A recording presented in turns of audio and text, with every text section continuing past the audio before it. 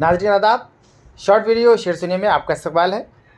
4 मिसरे ईद और होली के हवाले से। नफ़रतों के शोलों को प्यार से बुझाएंगे, चाहतों के गीत ऐसे यार गुनगुनाएंगे।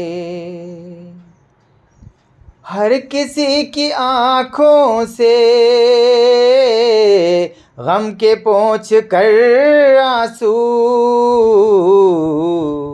हर किसी की आँखों से गम के पोंछ कर आंसू, ईद और होली के जश्न हम मनाएंगे। शुक्रिया।